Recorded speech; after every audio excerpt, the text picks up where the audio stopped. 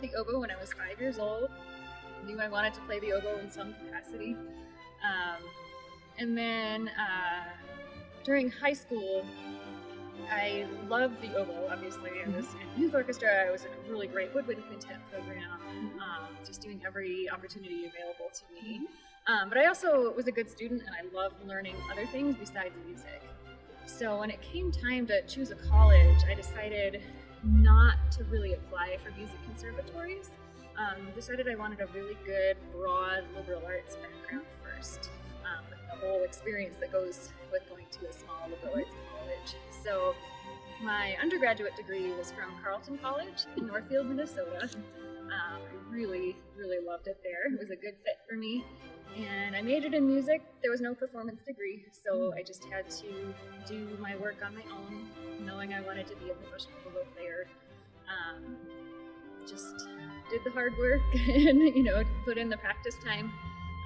And then at the end of my degree, wanted to just up my street credit a little bit, since Carleton's not exactly known as an oboe school.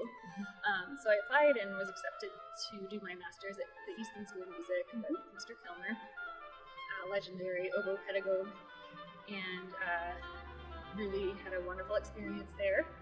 I actually grew up outside of Rochester, New York, so it was also kind of coming home, which kind of made me realize just how awful the weather was where I grew up. And after 2 years of going to Eastman, I could not stand another day of just the clouds and the humidity and everything else that goes with it. So escaped out to Colorado, did my doctorate in musical arts at CU Boulder, studying with Peter Cooper, and decided I really couldn't leave Colorado. I just loved it too much, so I've been here ever since.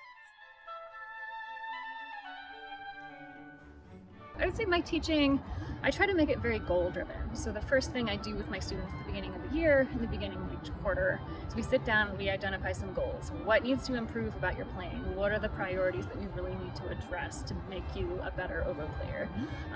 And then start brainstorming together. What are some things we can do starting right now, starting this quarter, so we can make measurable improvement over the course of these 10 weeks? Or is there a repertoire that's going to address some of these issues and really give you a chance to play with some things? Are there some warm-up exercises or other activities that might help you just hone in on that one aspect of your playing? And I try to, help them find those goals if they can't come up with it themselves, but usually I find my students are pretty self-aware about, keep hearing that my pitch isn't so good, so let's really focus on intonation this quarter. So I really love that because it helps with motivation, it helps give us a little bit more structure, and again, we see that measurable progress, which is really exciting for both of us.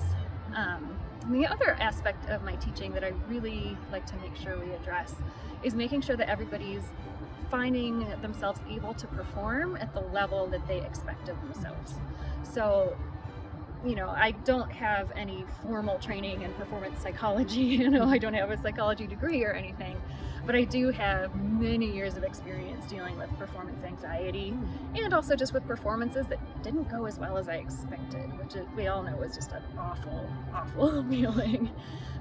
So I try to be very hands-on with that with my students if they're willing to sort of let me get in their head a little bit, so we can come up with some ideas for, are there some things in their practicing that maybe needs to change to make it a little bit more what I call bomb-proof, where anything can be going on around you in the performance and you're still gonna play at the level you expect, the level that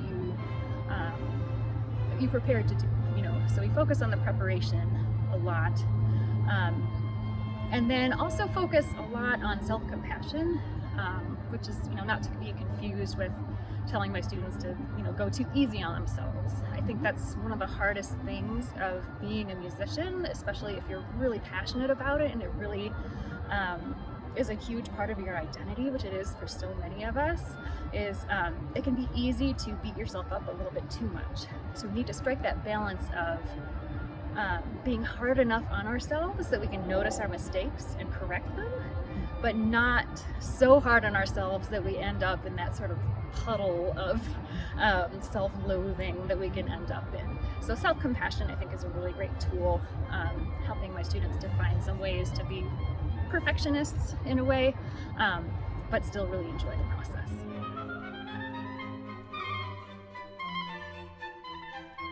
Every oboe student can expect, obviously, weekly lessons. Also, every week they'll have either studio class or performance class. So studio class is just the oboes together, learning about oboe-specific things and performing for each other. Performance class is performing for the whole woodwind department, so everybody gets a chance to perform in that environment and get feedback from the other woodwind faculty once per quarter. So it really helps with that performance experience. And then beyond that, everybody's in a small chamber ensemble. So you can expect usually 2 hours of rehearsal or so, just with the other students in your chamber group, plus a coaching with one of the woodwind faculty members. And then depending on the outcome of auditions at the beginning of the quarter, you'll also have 2 rehearsals with wind ensemble or 2 rehearsals with orchestra. Some students are in both. It's not unusual to really play in both. Also, we have modern cue, which is great for students who love new music. So that's a great opportunity to play all kinds of different repertoire. So there are plenty of community orchestras around here that are very active, that students are usually very welcome to participate in. There aren't a whole lot of great oboe players around, which is a great situation for anybody wanting to get their feet wet in the performance world.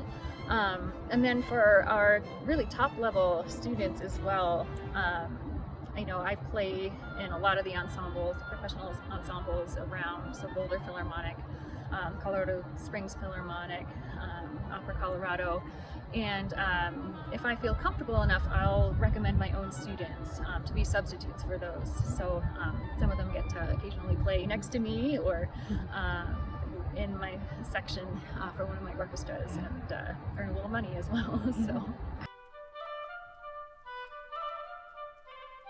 One of the things that I love about teaching here is it is part of a bigger university, and so students are able to explore other subjects and become experts in whatever it is that appeals to them. I think that's really good and healthy to have a balance, so it's not just all music all the time.